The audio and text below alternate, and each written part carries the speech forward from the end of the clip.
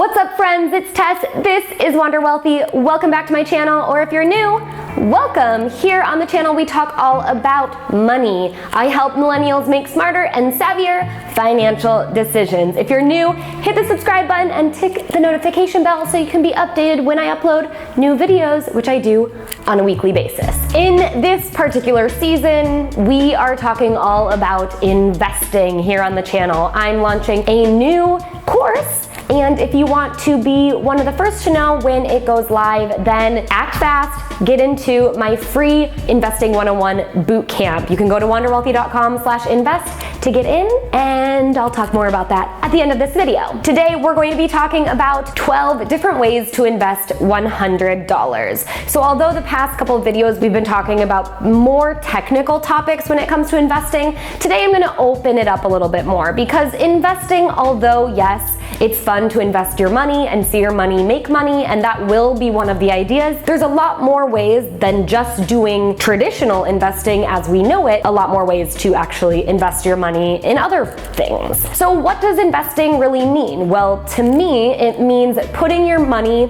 into something, hoping that it will create value in the future. I like to think of my money going to work for me so that it can make more money. But investing can also mean your money is going to work for you to make more of something else, but it's something of value. And whether that's value that you receive or someone else, you know that it was an investment worth paying for. So a lot of these ideas aren't going to be the traditional sense of investing, and that's why I wanted to kind of give you that little intro to this video. So the first 4-ish ideas that I'm sharing are gonna be harder to measure in value. When it comes to investing $100, it's harder to pinpoint exactly how that investment produces value, but I still think that they're super solid investments to make. And the first way to invest $100 is through charitable contributions. Whether that's actually putting your $100 towards a charity that serves a particular demographic or area that is in need,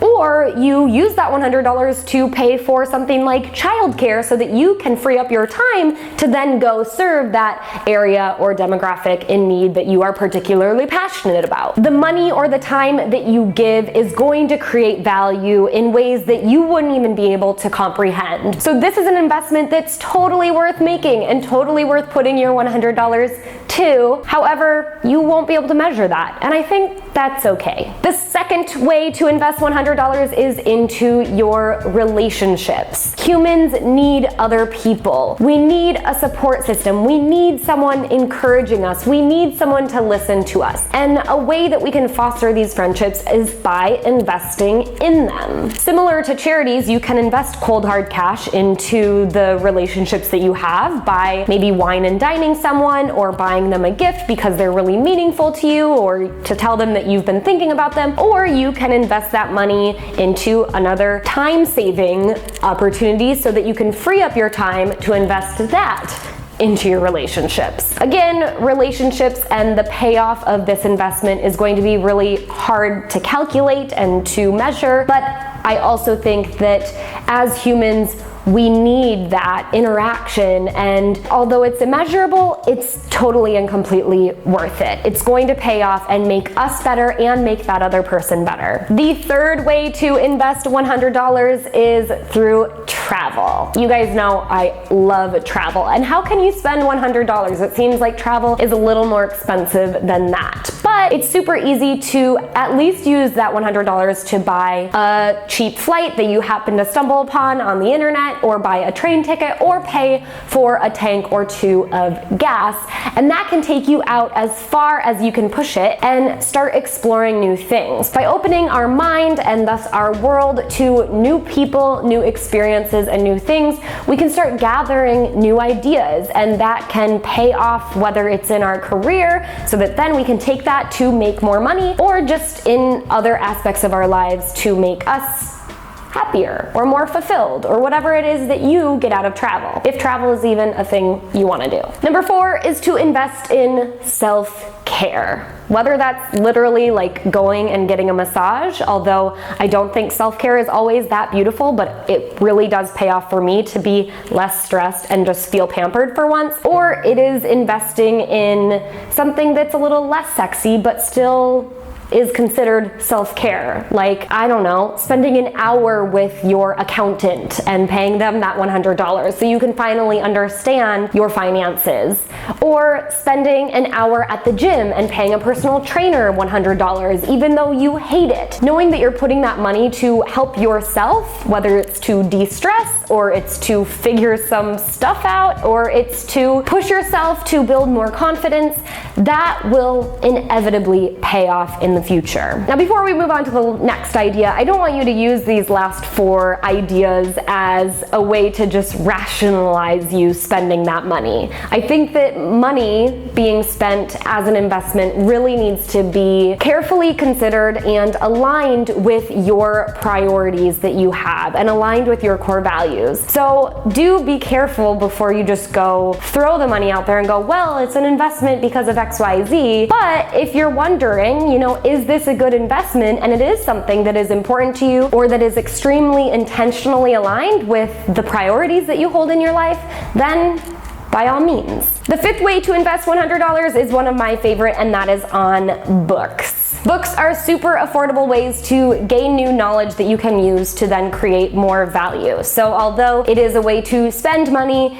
it's also a way to give back to yourself and create more value from that initial investment. I will link to another video that I've created about I don't even know how many there are. Tons of books that have changed my life personally. And if you pick a few of those books to read and invest in those, then it should not cost more than $100. Number 6 is to invest in your network. You can use $100 to invest in a networking event, a conference, so that you can expand your network and meet more people that will maybe get you in touch with that next opportunity to bring in more income. If you haven't heard it before, then you'll hear it from me. When it comes to opportunities, especially in your career, whether you're running your own business or you're trying to get to the next level in a specific field, it's less about what you know and way more about who you know. The 7th way you can invest $100 is kind of going off of the books idea, but it is to sharpen your skills by taking an online course or an in-person course or attend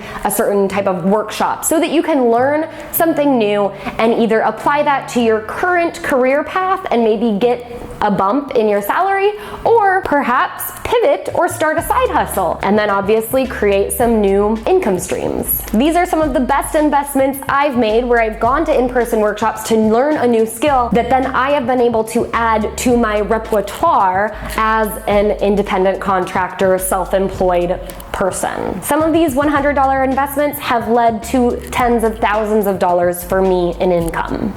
Not bad. All right, for the last 5, we're gonna get into the money stuff for the most part. I think it'll be a little bit more obvious on how these investments will produce returns. And that leads me to idea number 8, which is to use the $100 that you have and invest it into a savings account of which you are saving for some particularly large expense in the near term. So technically, you're not investing the money, you're saving the money. However, it's important to think about the opportunity cost. If you're sitting with $100 today and you're deciding whether you should spend it, save it, or invest it, you have to look at your goals and what you're trying to achieve and how long you're willing to wait in order to achieve them. You could spend this $100 on just whatever floats your boat, which would be totally fine, but then that would push back any short-term goals that you were planning on achieving this year to perhaps next year. It would also push back your long-term goals of maybe retiring a year early back by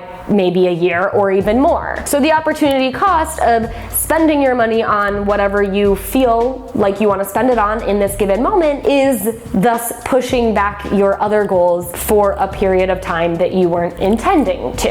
Now, if you reverse that and you choose to save this $100 into a savings account because you're trying to save for a trip that you would like to take this year, then you're getting that much closer to being able to take that trip sooner. Or if you're saving for a new camera because you want to make YouTube videos, by saving that money instead of spending it now, you're getting that much closer to being able to buy the camera and start your channel. What's the return on investment for saving money to be able to purchase short-term goals? Well, it could be time, it could be more money because maybe the thing you're buying is going to bring you more opportunity, or you're just not pushing it out to a later date when you really do need it sooner. This closely relates to idea number 9 of how you can invest $100, which is to pad up your emergency savings fund. Although with an emergency savings fund, you're not really considering the time until you're going to reach a goal, because an emergency savings fund is really for an unending goal of just not going broke when an emergency happens. You can think about the opportunity cost. If instead you choose to spend this money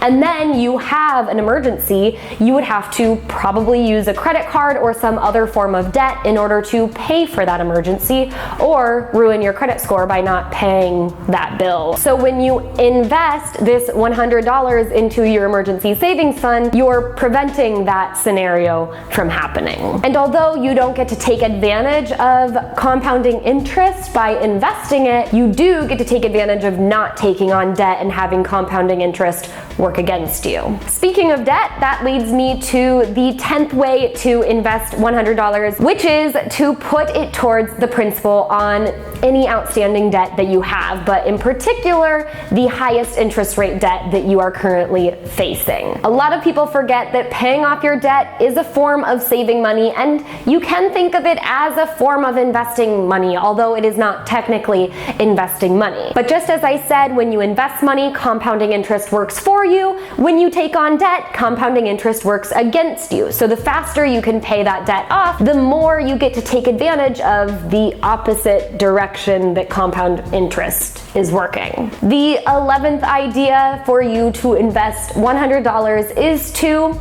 start a business. Now, I know $100 doesn't sound like a lot, but there's a lot of businesses that can start off of almost $0 up front. Things like blogs and podcasts are really fairly affordable to get started. All you really need is an internet connection and a simple website, and you can figure all of this out pretty easily with a simple Google search, or I'll link to blog posts that I've written about the topic down below. The internet has made it super easy for people anywhere to start building businesses, or at least start dabbling with their ideas. And I think what a perfect way to invest $100 and create the potential for that to pay you tenfold or 30-fold or 100-fold into the future. And the 12th way to invest $100 is the obvious one: open an investment account. Whether that's an individual brokerage account or taking advantage of those tax advantages, a retirement account, you can invest super easily with $100,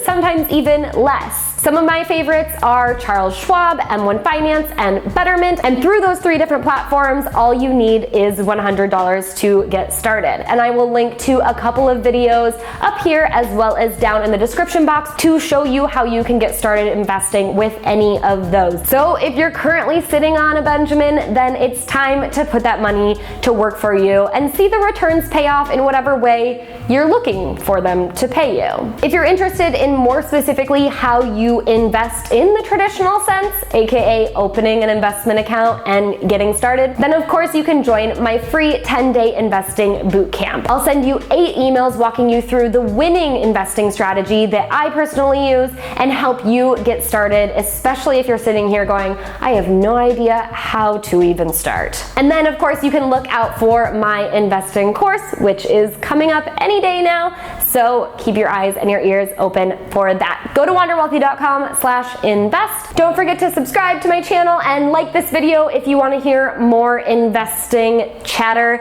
and feel free to comment below any of your investing related questions. Until next time, I hope you wander wealthy.